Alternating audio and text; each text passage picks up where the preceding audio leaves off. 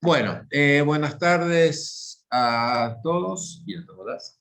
Eh, Hoy vamos a encarar un tema, filariasis zoonóticas, que quizás, o sea, ¿cuál es la inquietud de hablar de este tema? Que realmente hay muy poca difusión. Realmente cuando hablamos de filarias, casi a todos los, por lo menos los que están en la parte de salud humana, se le viene a la mente la filariasis linfática y eso, que voy a hacer una pequeña introducción, pero ahora vamos a hablar de un grupo de filarias que se está expandiendo a un ritmo vertiginoso muy, muy importante, que la mayoría no produce enfermedad tan grave en el humano, pero se están empezando, digamos, todo es fácil hasta que uno empieza a estudiarlo un poco. Se está empezando a ver que están surgiendo ciertas complicaciones o ciertos efectos que producen estos parásitos en el humano que pueden llegar a ser bastante más complejos de lo que se suponía, ¿no?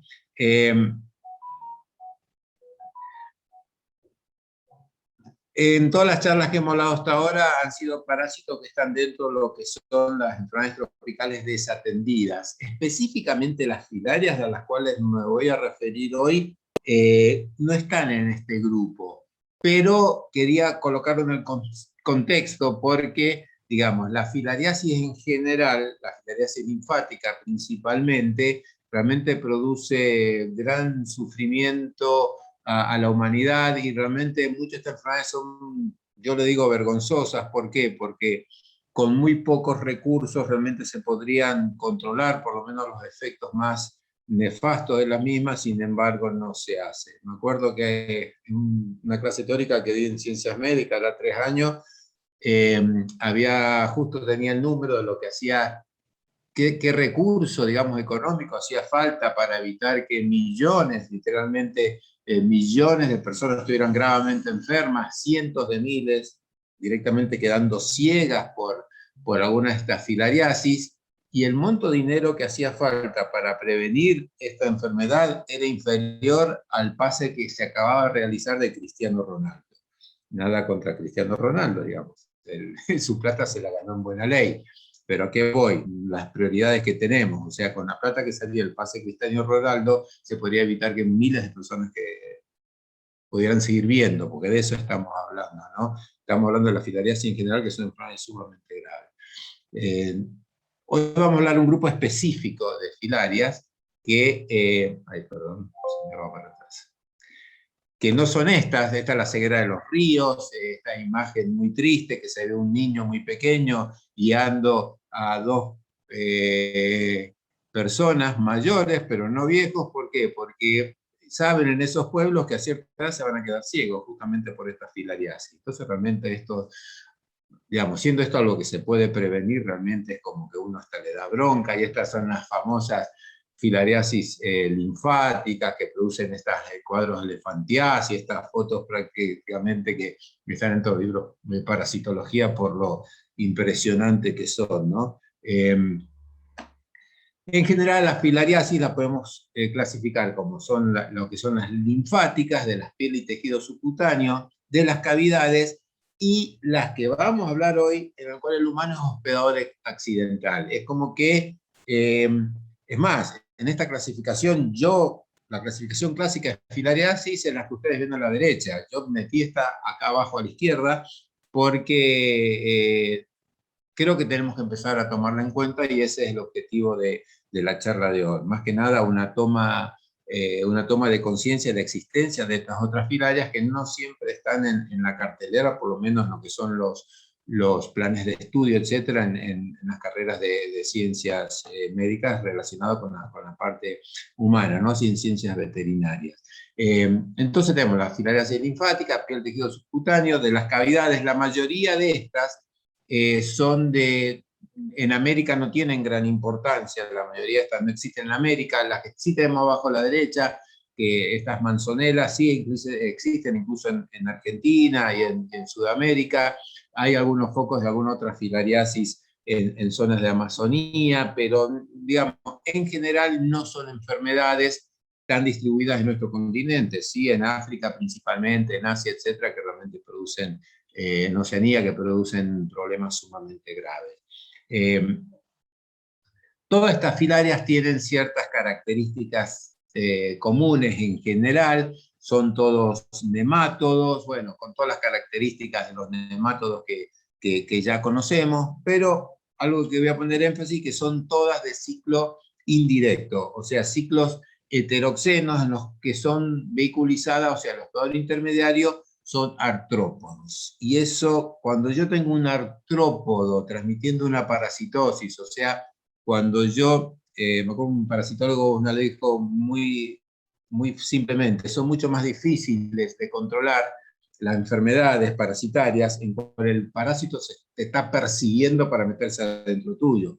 Y en el caso, esto es lo que ocurre claramente en las enfermedades transmitidas por vectores. O sea, una triquinela no anda correteando el chancho para tirarse adentro de mi boca para que yo me contagie de triquinelosis, ni tampoco andan los huevos de Echinococcus granulosus persiguiéndome por medio del campo, tratando de introducirse en mi boca para que yo me contagie de hidatidosis. Sin embargo, en las transmitidas por vectores, literalmente el parásito te está persiguiendo. Bueno, no así en este caso la filaria, pero sí el mosquito o el díptero que transmiten la enfermedad. Entonces, todo lo que sea enfermedades transmitidas por vectores, tenemos que tener presente que no es un concepto que uno siempre incorpora, pero que el parásito te está persiguiendo directamente. No es que no tenés que seguir en encuentro del parásito, el parásito sale al encuentro tuyo. Estas filarias, todas estas filarias del grupo que sea, tienen estas características en común, perdón, que tenemos el adulto que se halla en el peor definitivo, que en la filariasis clásica que estudian la mayoría en las facultades de ciencias médicas, los peor definitivos suele ser el humano, no así estas que vamos a ver hoy, pero en general tengo los peor definitivo, que es un mamífero o un vertebrado. Tengo un hospedador intermediario, que es un insecto vector, que pueden ser diversos, muchísimas familias de insectos distintas. Tenemos, la mayoría se tratan de dípteros, y para que se complete el ciclo, la única forma, la forma infectante es la que el hospedador intermediario le introduce a uno. Yo no puedo, digamos, por una transfusión de sangre pasar la enfermedad de un humano a otro o de un hospedador definitivo al otro. ¿Por qué? Porque a través de este mosquito o este díptero, la microfilaria, porque yo tengo el adulto del hospedador definitivo, que son vivíparos, no ponen huevos, digamos, los huevos lo incuban dentro de su organismo, y la hembra es vivípara, empieza a alargar a la cavidad o al torrente circulatorio, según donde se encuentre, estas pequeñas L1 llamadas microfilarias. Estas microfilarias o L1 están dando vueltas generalmente en la sangre, esperando a que venga el hospedador intermediario, que imaginemos, ¿no?, un mosquito. El mosquito pica a la persona o al animal reservorio, ingiere esta L1, y dentro del mosquito pasa de L1 a L2 y a L3. Otro tema muy importante, todo lo que ocurre dentro de un vector que es un invertebrado heterotermo, o sea que no controla su temperatura, va a estar íntimamente relacionado con los cambios de temperatura, o sea, directamente si lo queremos relacionar con lo que es el cambio climático.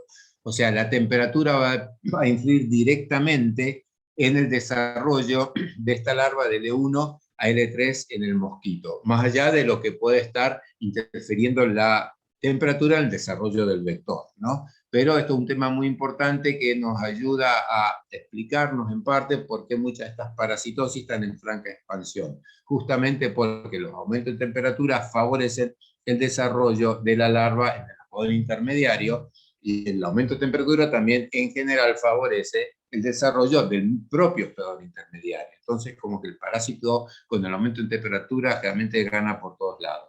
Cuando este mosquito vuelve a picar a otro hospedador definitivo luego de X días, a través de su picadura introduce la L3, que es la forma infectante para el hospedador definitivo. Esta L3 ingresa al humano, en el caso que sea el humano hospedador definitivo, o al mamífero o al vertebrado que sea el hospedador definitivo, y de L3 va buscando sus órganos blancos, según la especie, va a ser el órgano blanco, hasta ir mudando L4, L5, llegar a adulto, macho, hembra, copulan, empiezan a parir estas microfilarias y cerró el ciclo. Esto es una característica común prácticamente a todas las filarias. También para todas las filarias es sumamente importante para su identificación la morfología de estas microfilarias. Uno toma en cuenta muchísimos aspectos morfológicos, es de gran utilidad. No es que yo sea antimolecular, sí soy pro morfología, digamos.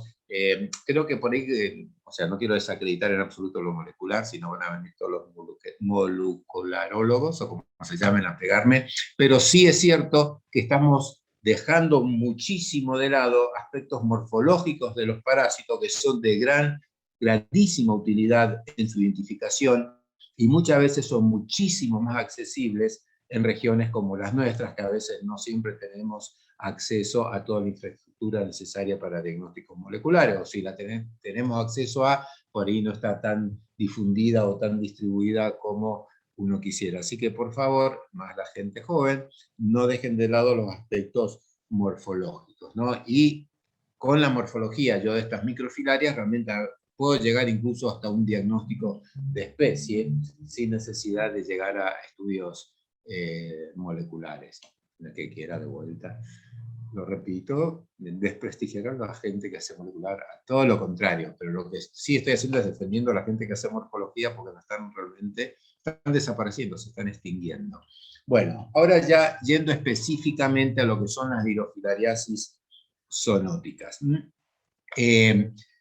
Se dividen en dos grandes grupos, ¿no? Que vamos a ver que a veces no es tan estricto esta división, más que nada referido a su presentación clínica, porque hablamos ya de dirofilariasis pulmonar y de dirofilariasis subcutánea. Entonces, el agente etiológico de lo que es la dirofilariasis pulmonar es principalmente Dirofilaria imitis. Dirofilaria imitis, muy conocida por los veterinarios.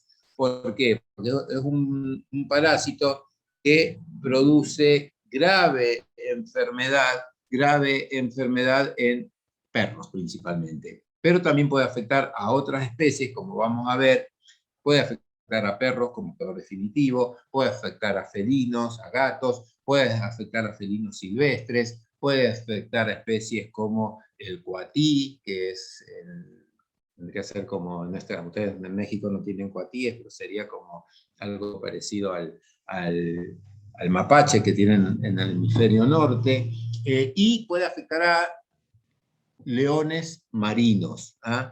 Fíjense el espectro de hospedadores que tiene. Y pongo énfasis en leones marinos porque hace muy poco salió publicado un trabajo en leones marinos en el Golfo de México con una prevalencia impresionante. Pero el hospedador definitivo de Dirofilaria imitis, que es la filaria que suele estar involucrado en lo que es la dirofilariasis zoonótica pulmonar, el hospedador definitivo o el reservorio más importante es el perro doméstico. También afecta a coyotes y otros cánidos, coyotes, lobos, etc. Entonces, rápidamente, ¿cómo es el ciclo? En el perro se aloja, principalmente en el perro, se aloja en corazón derecho y en venas pulmonares, etc., en arterias pulmonares se alojan los adultos, tanto machos como hembras. La hembra, una vez que cumple su ciclo reproductivo, empieza a liberar las microfilarias, que las microfilarias, esa L1 que le acabo de mencionar, están circulando en la sangre del perro. Y los parásitos son muy inteligentes y generalmente las microfilarias siguen los ritmos circadianos, siguen los ritmos más que circadianos, mosquitianos. O sea, la microfilaria empieza a dar vueltas cuando está presente el mosquito que la va a picar. Y es increíble las adaptaciones porque generalmente estos estadios infectantes se adaptan al mosquito presente. ¿Cómo saben la microfilaria que está dando vuelta en la sangre, la especie de mosquito que está dando vuelta afuera? La verdad que es increíble cómo lo hacen, pero de alguna forma lo hacen y salen a dar vueltas cuando está el mosquito que va a picar al perro. Cuando el mosquito pica al perro, como les dije, cumple todo el ciclo en el mosquito, pasando de L1, L2 a L3, hasta que esta larva L3 migra a la cabeza del mosquito y a la probóscide, y luego, cuando ese mosquito pica a otro perro, le inocula las L3. El problema es que la cantidad de especies de mosquitos que pueden transmitir Drosophila immitis es increíble, enorme. No es como otros vectores, otras enfermedades transmitidas por vectores que tienen que ser exclusivamente tal o cual mosquito. Hay más de 60 especies de mosquitos, tanto Culex como Aedes, como Anófeles y otros géneros que pueden ser vectores de Drosophila immitis. Entonces, ¿por qué pongo énfasis en esto? Porque hay muchos mosquitos que son tanto zoofílicos como antropofílicos, o algunos son bastante poco culinarias y van a picar. Si hay un perro, pican un perro; si hay un humano, pican un humano. Y acá es cuando el mosquito, al picar el humano, le inyecta la L3. ¿Qué diferencia hay entre una L3 que ingresa a un humano y una L3 que ingresa a un perro? Cuando la L3 ingresa a un humano, no se pone muy contento, no la va a pasar muy bien. ¿Por qué? Porque en el humano, a la fecha, Drosophila immitis no cumple con su ciclo. No llega... Cuba. Perdón, mi perro que está ladrando. Cuba. A la fecha, no hay descrito casos de Drosophila immitis que del humano lleguen a adultos. ¿Por qué pongo énfasis en Drosophila immitis? Porque se está viendo que hay otra Drosophila que vamos a tratar enseguida, que es Drosophila repens, que se están empezando a reportar casos que cumplen el ciclo en el humano. Y esto es muy importante porque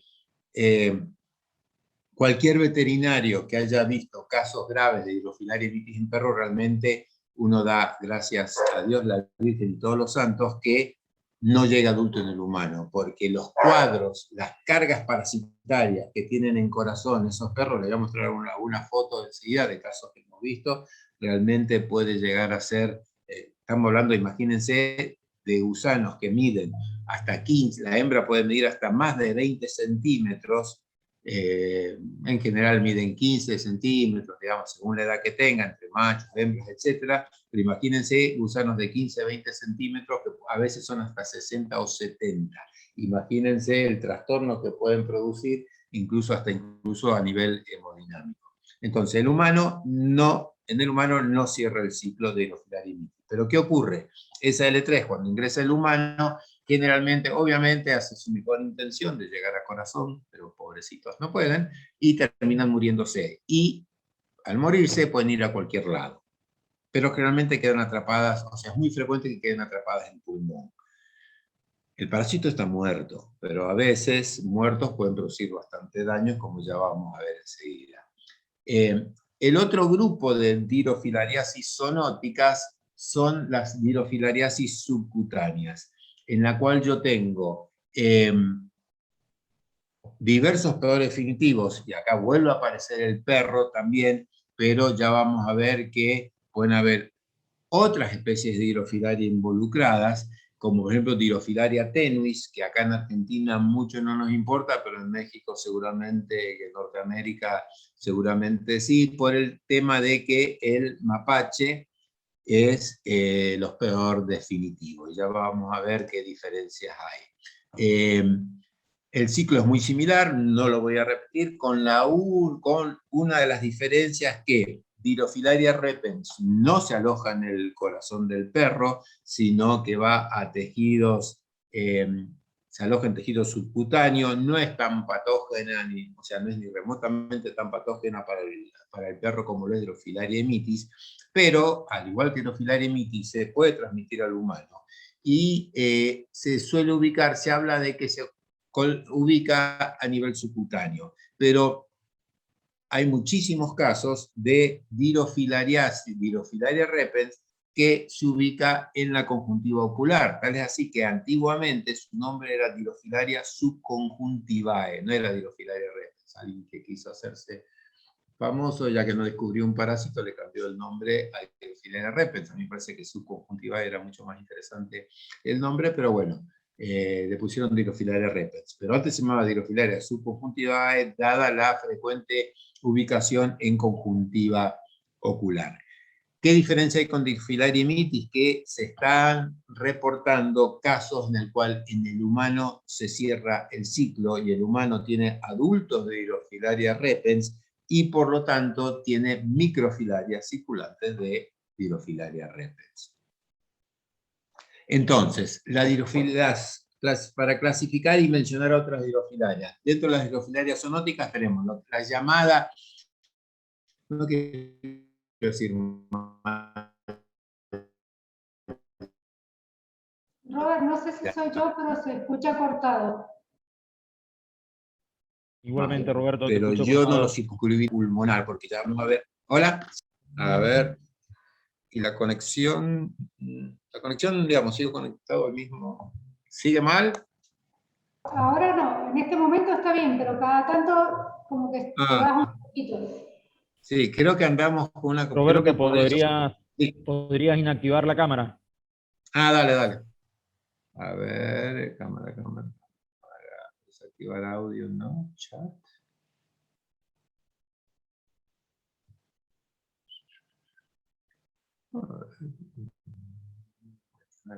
Ahí está. Perfecto.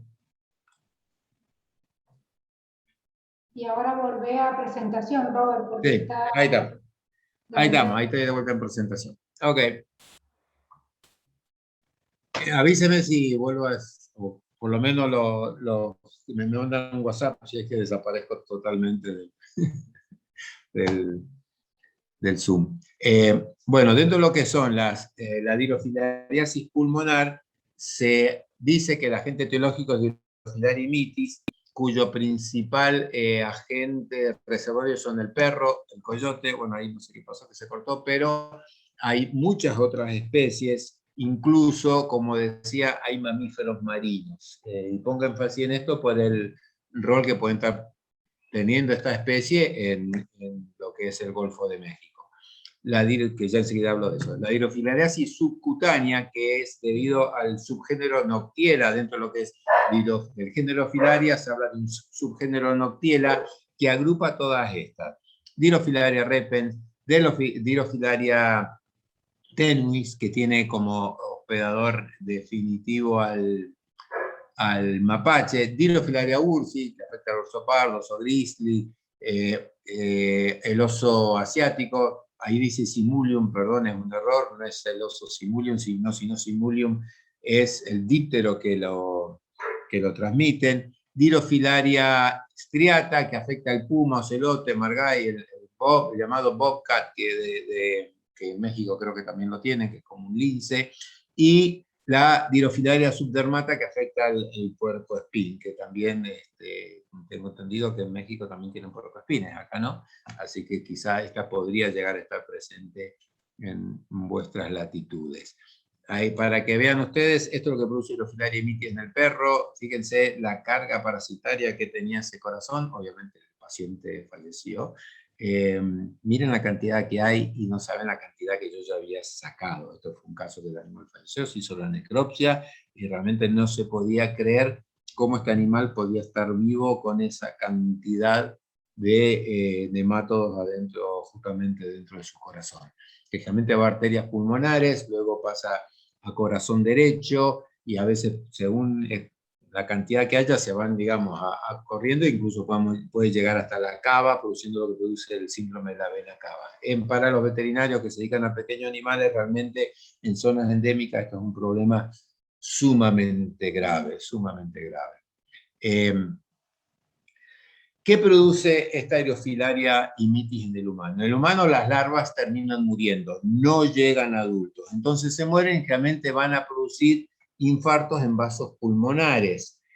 ¿Cuál es el problema? Digamos, un pequeño infarto, obviamente no hay que tener un infarto en un pulmón, pero digamos, por lo general no producen gran sintomatología, pueden haber cuadros febriles, se habla de sinusidas leves y en algunos casos puede haber cierto distrés respiratorio. Pero ¿cuál es la principal preocupación de la dirofilariasis pulmonar? Es que produce unas lesiones que suelen confundirse con cáncer de pulmón. Entonces, generalmente el que hace diagnóstico por imágenes, al ver eso, se sospecha o a veces incluso se diagnostica un tumor a nivel de pulmón, compatible con diversos tumores malignos que afectan a nivel pulmonar. Imagínense el derrotero de ese paciente luego de ese diagnóstico.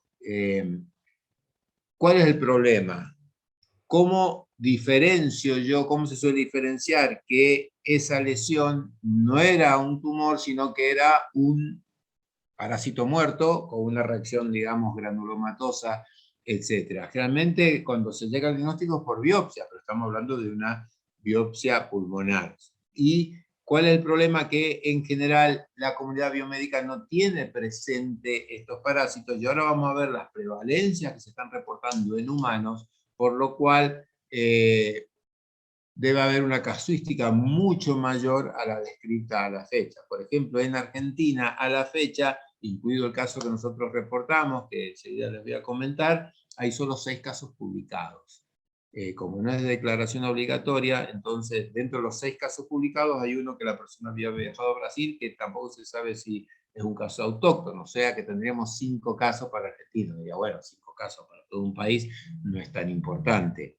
Pero vamos, si empezamos a analizar las prevalencias que están reportando en otras zonas endémicas, en humanos, cuando se empiezan a hacer estudios serológicos, la cosa cambia.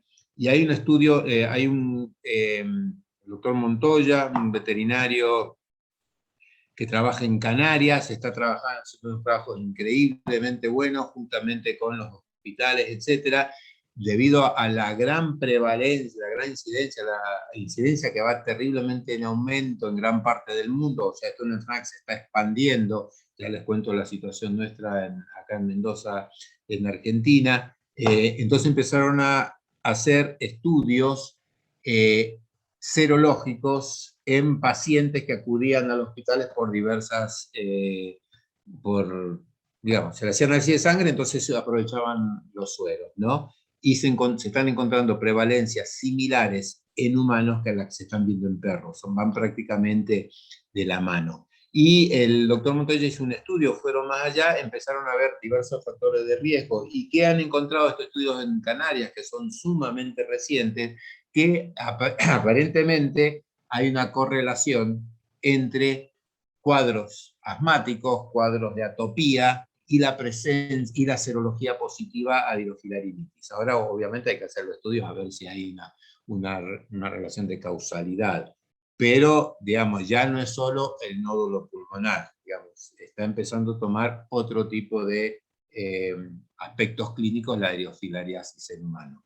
Este es un trabajo de Bailey, que bueno, más que nada lo coloqué porque las imágenes son bastante gráficas. Acá se ve la típica lesión que hace confundir al radiólogo, y aquí vemos en este otro estudio por imágenes que se ve claramente que también lleva a la confusión. Y generalmente el médico no suele estar pensando en primera instancia de dirofilariemitis. Además, me animaría a decir que la mayoría ni siquiera conoce de la existencia de este parásito, y que puede llegar, quizá lo conoce porque se lo diagnosticaron a su perro, pero que puede llegar a estar afectando el humano. La dirofilariasis subcutánea, producida principalmente por Dirofilaria repens, produce lesiones que se ubican en lugares expuestos, como es cabeza, tórax, párpados, etc. Y pueden haber ubicaciones más profundas, por ejemplo en la conjuntiva ocular, en glándula mamaria, etc. La Dirofilaria tenuis, incluso han habido reportes de Dirofilaria repens aislada de escroto, ¿no?, en humanos. Y Dirofilaria tenuis, que es la que transmite el mapache, que en algunos, que hay bastantes diagnósticos en varias regiones de Estados Unidos, produce las lesiones principalmente en la región facial, periocular y mucosa oral. Incluso si buscan ahí en YouTube van a ver cirugías bastante impresionantes, como extraen quistes que fueron producidos por la presencia de la Dirofilaria en la boca, ¿no? Bueno, específicamente yendo a nuestra experiencia.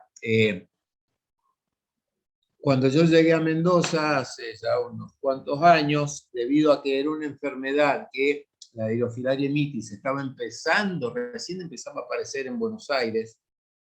La pregunta es, ¿empezaba a aparecer o empezaba a diagnosticarse?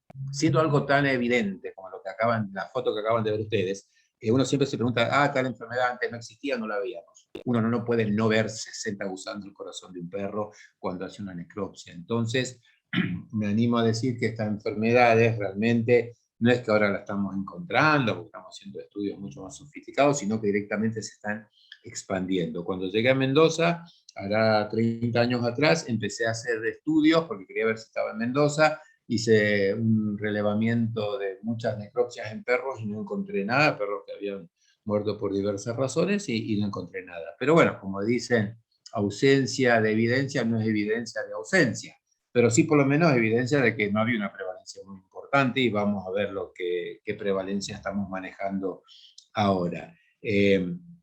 Hará 22 años atrás hizo un estudio serológico en perros de Mendoza y de 80 muestras todas dieron negativas. Entonces, por lo menos antes no había evidencia de la existencia de este parásito, hasta que este trabajo fue publicado en el 2013, 2014, hará 10 años atrás, apareció un caso en un perro que murió, se extrajeron filarias del corazón y no digo simultáneamente, pero casi simultáneamente me contacta un laboratorio de San Juan que una oftalmóloga,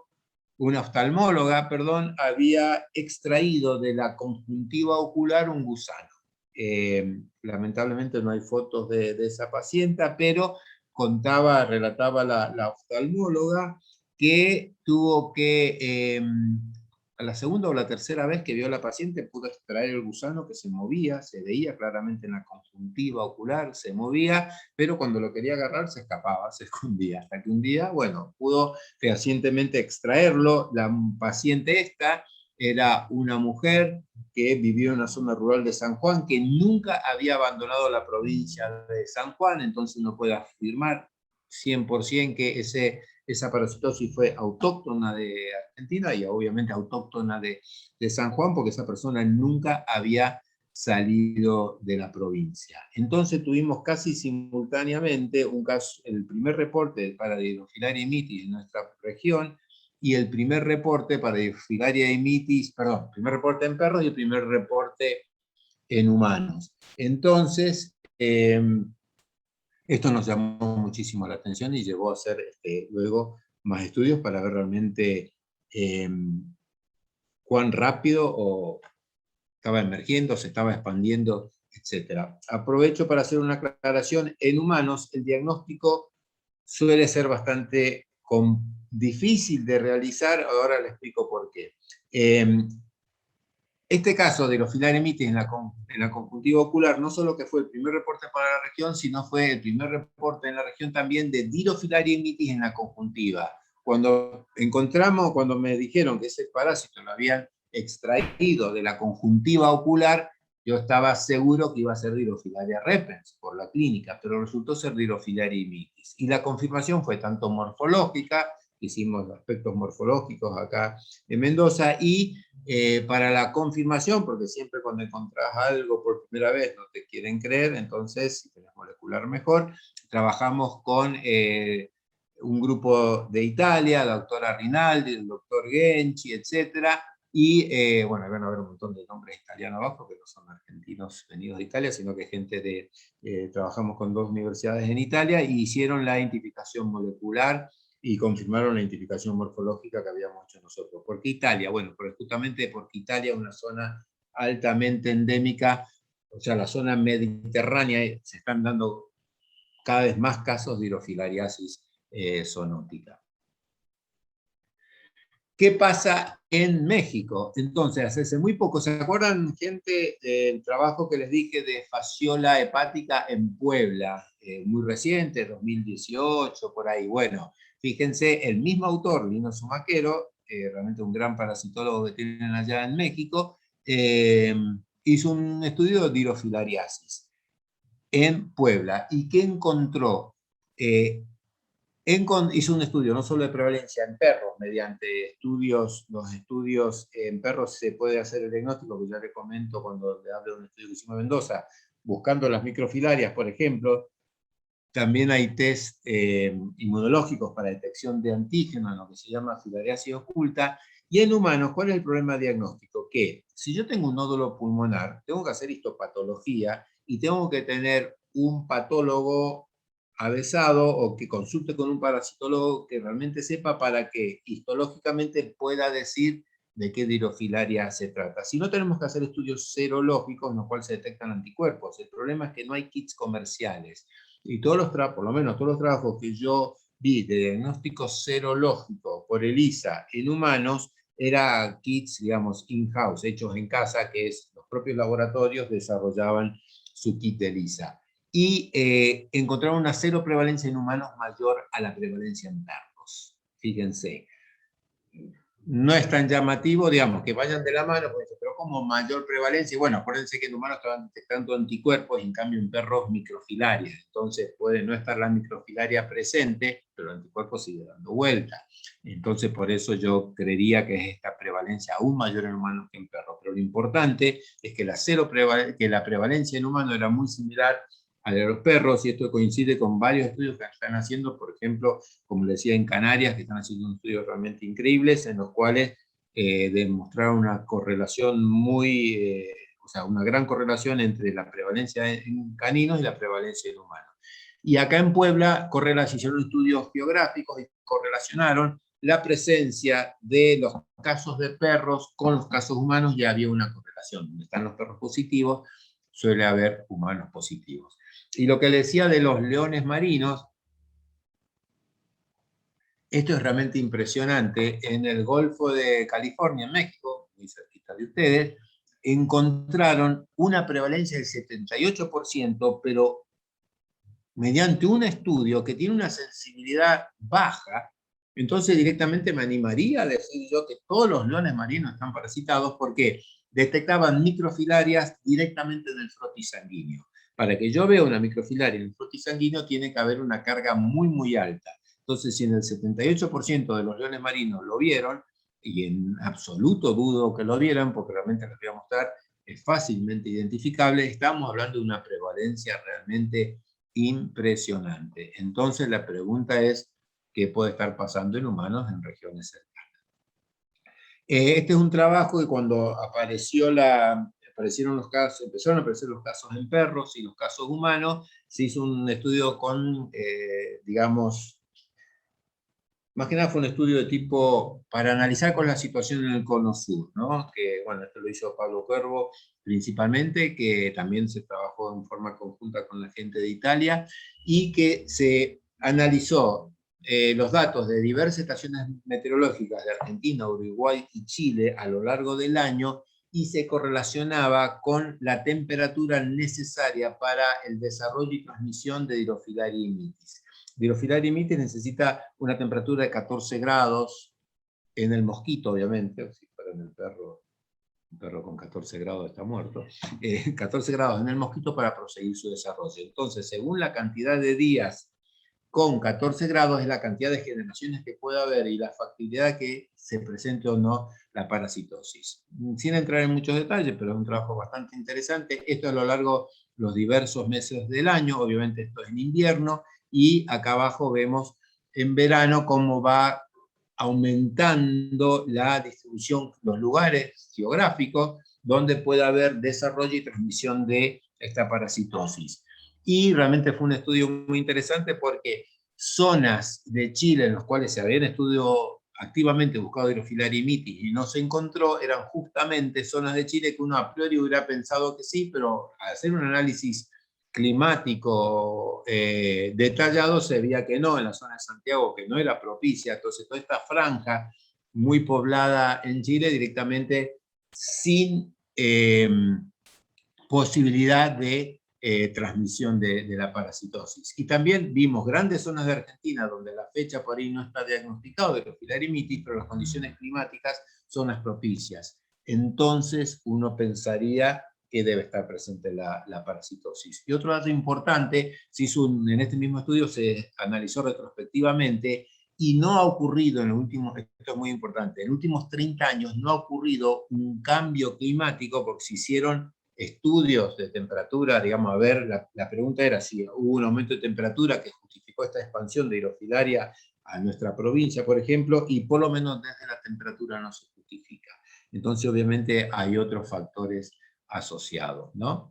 Y este mapa aquí vemos, parte del mismo estudio, a la izquierda, el número de días en los cuales se puede desarrollar en el mosquito, entonces cuanto más azul, menos días, cuanto más rojo, más días que se puede desarrollar, y aquí vemos la cantidad de generaciones por año la cantidad de generaciones por año que el mosquito puede estar produciendo, ¿entienden? Entonces, obviamente, cuanto más calor, más generación. Y este es un estudio que hicimos específicamente en Mendoza, y lo más llamativo es que los mosquitos que transmiten, Aedes, Culex, etcétera, y principalmente Aedes y Culex en nuestra región, no así tanto, no así Anófeles, necesitan agua. Y fuimos a un lugar, miren esta zona acá abajo a la derecha, esto es La Valle, para los que no son de Mendoza, es una zona con una precipitación anual que no llega al 150 milímetros por año, o sea, una zona sumamente árida. ¿Y por qué fuimos a hacer un estudio allí? Porque había gente que estaba estudiando chagas en perro, una colega, una veterinaria, Ana María Pedrosa, que estaba haciendo un estudio interesante para ver chagas en perros, para ver el perro como reservorio, y haciendo frotis, buscando tripanosomas, me consultó, me dijo, Roberto, mirá lo que estamos encontrando. Y a los frotis encontraron, si mal no recuerdo, como 2 de 10 frotis positivos, lo cual, para algo que tiene tan baja sensibilidad, me pareció sumamente alto. Entonces, bueno, hicimos una prueba piloto, y luego encaramos un estudio más detallado y encontramos una prevalencia a la técnica de NOT, que ya se la explico muy rápidamente, superior al 50%. O sea, a una técnica que no es tan sensible, que yo encuentre más de la mitad de los perros parasitados, realmente estamos hablando de que la prevalencia en perros real debe ser, calcularía yo, por lo menos 80%. Entonces, ¿cómo en una zona desértica tengo una enfermedad transmitida por mosquitos con una prevalencia tan alta? Bueno, así como hablé en fasciola hepática, que una enfermedad transmitida por un molusco que necesita agua, se están dando focos endémicos en la provincia de Catamarca, una zona totalmente árida, no sé si se acuerdan la foto, eso parecía el Sahara, sin embargo, ahí había una zona de endemia humana, un foco de endemia humana de fasciola hepática transmitida por un caracol acuático. Bueno, justamente en una de las regiones más secas de Mendoza tenemos la más alta prevalencia de algo que transmite mosquitos que necesitan agua. Entonces, bueno, ahí tengo varias teorías, quizá otro día hablamos de eso. Estas son fotos, fíjense acá a la derecha cómo se ve el frotis, la microfilaria, la verdad que son muy, muy bonitas, no así para el animal que está padeciendo la enfermedad. Y acá estoy hablando de Drosofilaria mitis, pero ¿qué pasa con Drosofilaria repens? Tenemos la sospecha que está circulando, tenemos algunos casos que para confirmarlo queremos hacerle molecular, porque vuelvo a repetir hoy por hoy, bueno, si no haces molecular no te creen, pero morfológicamente parecería que tenemos, no voy a decir repens, pero sí el subgénero Noctiella quizá está dando vueltas en nuestra región, y me temo que hace bastante, solo que es como que no se está diagnosticando, ¿no? Bueno, estos resultados de trabajo que hicimos en La Valle, con 51,6% de perros con microfilarias al test de NOT, que es una técnica de concentración muy simple, en la cual yo coloco mililitro de la sangre del perro, liso los hematíes, digamos, coloco una solución en fórmula del 2%, centrifugo y busco las microfilarias. ¿Cuál es la ventaja de la técnica de NOT? Que puedo hacer un análisis morfológico y determinar si es limitis o alguna otra especie. Y aquí vemos el extendido sanguíneo, fíjense la sensibilidad que tuvo. El otro es el microhematocrito, que se alcanza el tiempo, les muestro un video, realmente se ve muy muy bien. Y la otra es la técnica de NOT. Obviamente esto es en perros, para el Filaria mitis en humanos esto no serviría. Sí serviría en el caso de los Filaria repens, que se están ya reportando casos en los cuales en humanos tenemos microfilarias circulantes, ¿no? Pero obviamente el perro es centinela, entonces si yo no la tengo en el perro, no la voy a tener en humanos, porque no creería que lo voy a tener en humanos, salvo que haya otro reservorio animal, y si la tengo en perros, como están indicando la mayoría de los estudios, la prevalencia en humanos va a ser pareja a la prevalencia en perros. Roberto, Sí. una consulta ahí en unas dos slides hacia atrás, que cuando estabas presentando el caso de Lavalle y también mostrabas Isla de Pascua, ¿alguna relación al respecto? ¿Isla de Pascua en Chile? Espera. Sí, pasa que cuando se hizo cuando Pablo Cuervo hizo digamos, este mapa no tiene nada que ver con Lavalle, obviamente. Ah, no, bien, listo, no, ahí Pablo, entendí. sí, sí, Cuando cuando hicieron ahí la Pablo Cuervo distribución hizo en Conosur. claro, pasa como incluyó Chile, bueno, está bien, y de Pascua no es Cono Sur, pero bueno, la Pero tuvo en tuviste un cuenta, caso porque ahí en bueno, Chile. claro, tenía datos de estaciones climáticas de ahí, es por eso, está bien la Listo. aclaración. Listo, Dale, sí, no tiene gracias. nada que ver con la Valle, era el contexto de que, digamos, la Valle está en una zona de activa transmisión, por lo menos desde el punto de vista climático, ¿no? Dale, Está bien perfecto, la gracias, Roberto. aclaración. Muy bueno.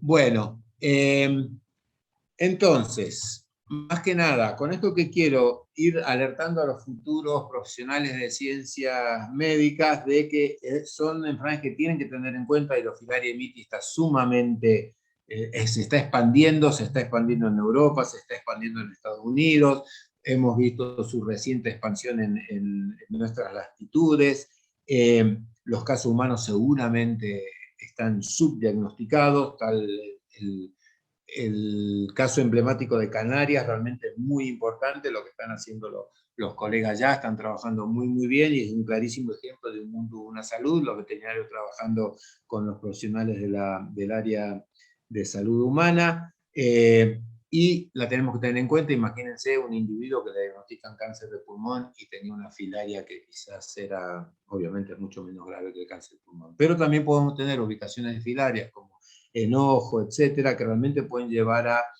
complicaciones. Y son muy interesantes, aunque inquietantes, los trabajos que están correlacionando cuadros de atopía aparentemente con presencia de estas filarias zoonóticas. Y además tenemos muchísimas filarias que habitan, que tienen como reservorio animales silvestres. Entonces, cada vez más con esta interfase animales silvestres humanos, tenemos que estar atentos a la posible expansión de estas nuevas filarias hacia poblaciones humanas, quizás filarias que a la fecha por ahí ni siquiera conocemos, ¿no? Bueno, gente, muchas gracias. ¿Hay preguntas? Dejo de compartir pantalla. Muy buena, Robert. Muy linda. Gracias. No sé si hay alguna pregunta. En el chat no he visto nada. No sé si alguien puede hacer alguna pregunta ahora.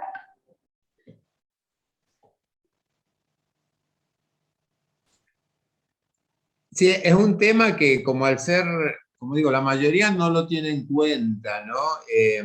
Sí, mismo, digamos, me animaría a decir que la mayoría de las facultades de medicina, no digo de Argentina, de América, diría del mundo, quizá ni se aborda este tema, ¿no? Quizá en Italia ahora le esté pasando un poco de bola, o en España, pero en general, bueno, es algo que no se tiene en cuenta y tenemos que empezar a incorporar, ¿no? En nuestros diagnósticos diferenciales. El consejo que le daría. Robert, en base a estos Sí, resultados tuyos, es que acá nosotros en la Facultad de Ciencias Médicas de la UNCUYO comenzamos a dar este teórico, sí, sí, ¿no? creo que somos pioneros, ¿no?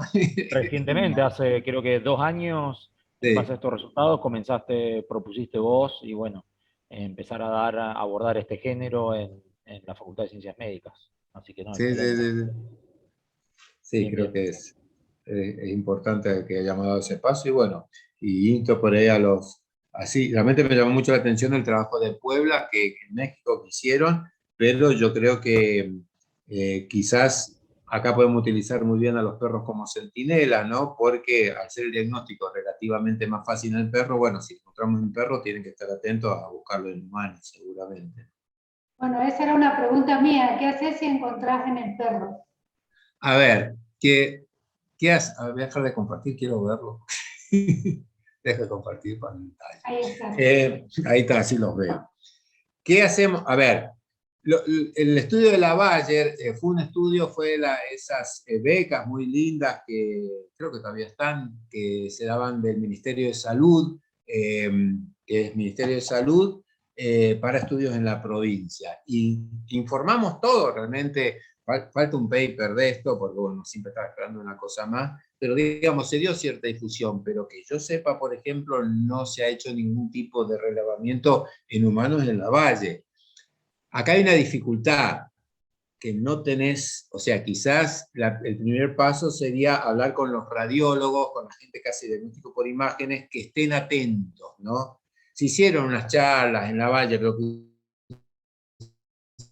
habría que enfocarlo más a lo que es el área de diagnóstico por imágenes. Es decir, muchachos, estén atentos que tenemos este parásito en los perros que puede estar pasando a los humanos. Si ven este tipo de lesiones, que ustedes saben muchísimo más de esto que nosotros, obviamente los radiólogos van a estar mucho cuando ven la lesión tipo moneda, etcétera, es como para que, alto ahí un segundito, podría tratarse de una dirofilariasis pulmonar. Y la otra sería muy interesante, el desarrollo de los ELISAs para hacer el diagnóstico en humanos, ¿no? Que es lo que están haciendo en Canarias, por ejemplo, y en otros lugares. Ahí la pregunta de Polinar López, si existen, todos los trabajos que he visto se hacen ELISAs que se detectan anticuerpos, pero son todos, como quien dice, in-house, hechos a partir, digamos, lo hacen en la casa, lo hace el mismo laboratorio de investigación, pero obviamente hace falta gente muy capacitada porque no puede. Bien, no son ELISAs que estén validados, no son ELISAs que estén validados, lo harán con antígenos totales de las larvas. Exactamente, sí, exactamente. Sí. Y a ver, esa pregunta es buena porque uno, con una ELISA uno siempre viene la duda, ¿y cómo saben, viste, cuál es el punto de corte? Entonces, por ejemplo, en algunos de los trabajos de Puebla y otros trabajos de España, etcétera, ¿qué es lo que hacen? Bueno, hacen prueban ELISA en zona endémica y luego toman sueros de pacientes de zonas conocidas como no endémicas para Drosophila y bueno, eso lo toman como negativo y a partir de eso hacen el cutoff, digamos, el punto de corte para la interpretación de los ELISAs, ¿no? También hay estudios en los cuales se hace PCR en sangre, lo cual, digamos, tenés que tener, al no desarrollarse totalmente el parásito en el humano y muchas veces al estar totalmente muerto y ya englobado en tejido inflamatorio, no es tan sensible, pero cuando te da, digamos, cuando da positivo, y hay algunos estudios bastante alentadores con PCR en pacientes humanos, ¿no? Y también está la detección de antígeno, que hay kits para diagnóstico en perros que se detecta el antígeno, y creería yo, eso habría que verlo, ¿qué utilidad podría? Porque son kits totalmente validados que se comercializan a nivel mundial en todos lados, hasta acá en Mendoza lo puedo conseguir, imagínate si están disponibles. Sería interesante, como al detectar antígeno, habría que ver si esos kits no podrían utilizarse para detectar antígenos circulante de Drosophila en humanos. Pero tampoco son kits baratos, ¿no? Son como la inmunocromatografía, no suele ser barata. Pero eso sería, lo tiro como una inquietud, sería interesante ver, siendo un kit que ya, te digo, hace décadas que se utilizan y hay por lo menos 8 o 10 marcas internacionales y que funcionan muy bien en perros y como detectan antígenos podría quizá intentarse en humanos, ¿no? Ahí había otra pregunta, Robert, que te preguntan justamente, ¿los artrópodos como Culex o Aedes transmiten larvas directamente al humano y o animales? Creo que lo dijiste, sí. Sí, digamos, lo que es Dirofilaria nitis y Dirofilaria repens, el espectro de vectores es amplísimo, tiene una capacidad realmente la última vez que leí había más de 60. Incluso hay estudios en Argentina que han detectado como 15, 20 en Argentina por PCR y estudios, incluso ahí se pueden hacer estudios morfológicos lindos, buscar las L3 en la cabeza de los mosquitos. Y sí, son muy eficientes, realmente incluso hay estudios hechos de prevalencia en mosquitos y tanto muchísimas especies de Culex, también Aedes, realmente son muy, muy eficientes. Hay un estudio en Canarias de Aedes albopictus. ¿Cuál es el problema del Aedes albopictus? Que pica de día y es muy eficiente vector de Drosophila mitis. Entonces, justamente en Canarias me han visto que dada la introducción de Aedes albopictus, digamos, se había ampliado el panorama de transmisión de Drosophila mitis debido a este mosquito que por ahí el perro de noche dormía afuera, pero de día está adentro y están los mosquitos adentro y bueno, picando a la gente también.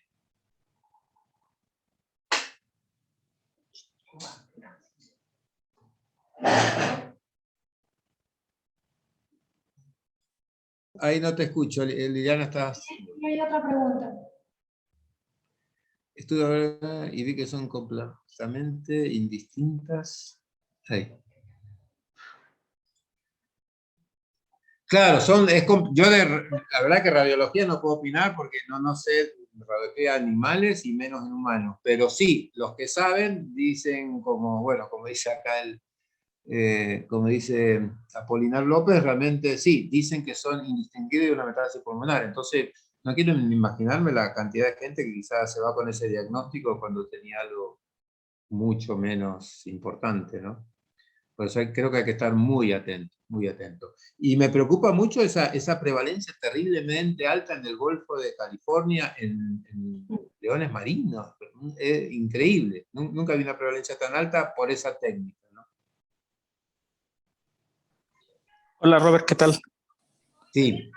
Soy yo el que hice la pregunta. Sí, Sí. Yo tengo formación como médico y, Sí. y parte de mi especialidad es ver pacientes con cáncer. Ajá. Entonces, de hecho, para mí en mi especialidad, hacer el abordaje diagnóstico de una lesión pulmonar, siempre está el fantasma del cáncer, como en cualquier nódulo pulmonar solitario. Claro. Y ahorita que me llamó la atención que dijiste que en radiólogos son los que pueden identificar ese tipo de lesiones. Entonces, tentativamente empecé a buscar lesiones de filariasis en pulmón. Ajá. Y sí, observé que son completamente indistinguibles de un cáncer pulmonar. Sí. Lo único que podría a lo mejor hacer el diagnóstico diferencial de un cáncer pulmonar al de una filariasis es que cualquier tumor, ya sea primario de pulmón o metastásico a pulmón, de ese tamaño de que causa las lesiones, la expectativa de vida de un paciente ahí es como de 6 meses cuando mucho. Entonces, ahí podría tomarse en consideración cuando vemos a un paciente que tiene una lesión pulmonar o un nodo pulmonar y no concuerda el cuadro clínico de un cáncer al de una lesión pulmonar. Claro, como tú dices, ya el diagnóstico para un paciente de decirle que tiene cáncer pulmonar por la radiografía es catastrófico.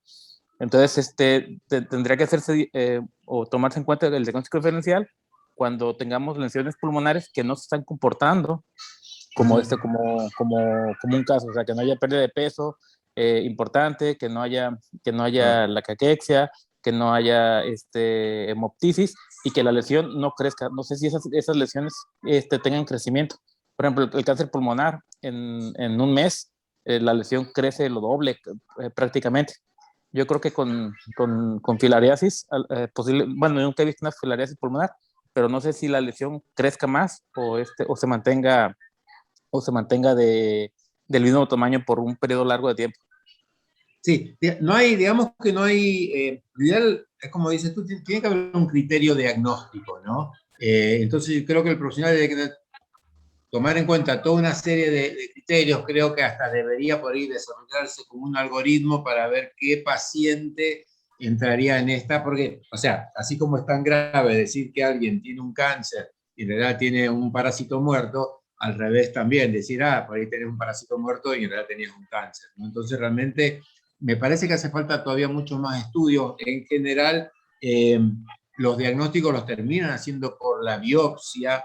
¿Qué pasa? Imagínate que tengo un paciente con algo que digo, uy, será una hidrofilaria, será una lesión por una hidrofilaria, ¿qué puedo hacerle? Y le hago serología, pero si me da serología positiva, tampoco me confirma que sea, porque en una zona endémica estamos viendo las muy altas prevalencias que hay en humanos.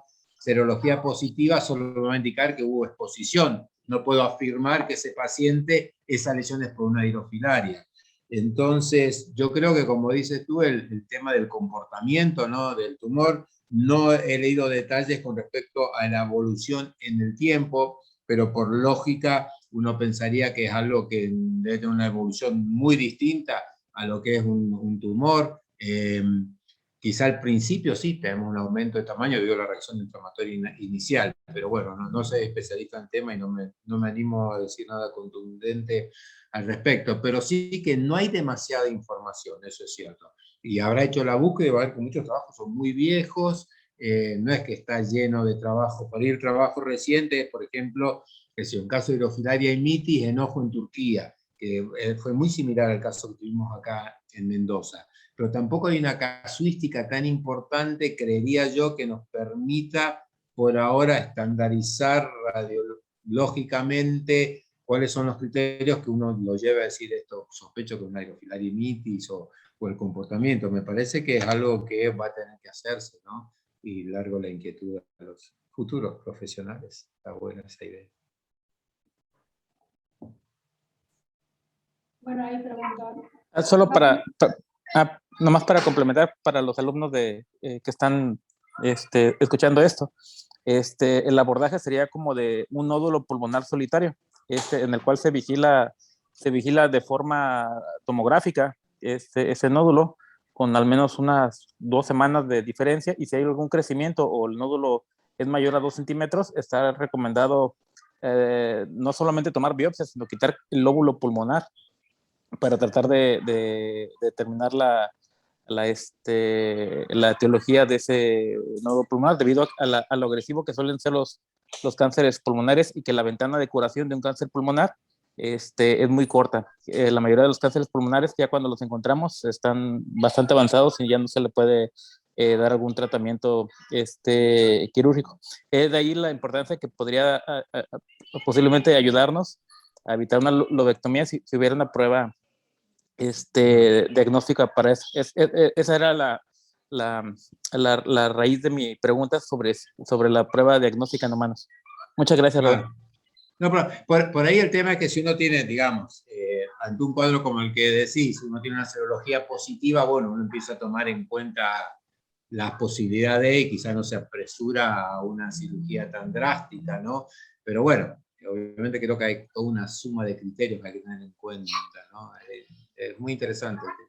Sí, es que el cáncer pulmonar en etapas tempranas es asintomático, sí. no da sintomatología. Ya cuando el cáncer pulmonar da sintomatologías como la pérdida de peso, y eso es porque ya está bastante avanzado.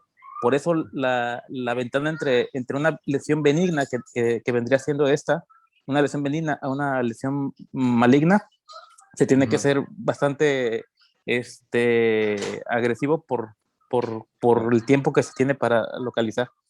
Claro, no se puede perder tiempo. Así es. Gracias, profe. No, gracias a ti. Hay otro comentario, no sé si quiere comentarlo Ricardo Torres o lo leemos. Quizás no tenga mucha relación con el tema de hoy, pero en lo personal, después de las funcionarias, el mecanismo de infección de la filaria me parece bastante interesante, además de que comparten vector con infecciones virales. Sí, a mí me llama terriblemente la terrible adaptabilidad que no, o sea, uno viendo que, por ejemplo, tal riqueza necesita tal especie de garrapata o tal linaje de garrapata, o bueno, Diego lo sabe bien con lo que es Leishmania, que obviamente hay varios vectores, pero es como que hay una alimentación muy individualizada, ver que un parásito lo transmite, como que cualquier mosquito lo deja bien, realmente me llama mucho la atención, ¿no? Mucho la atención.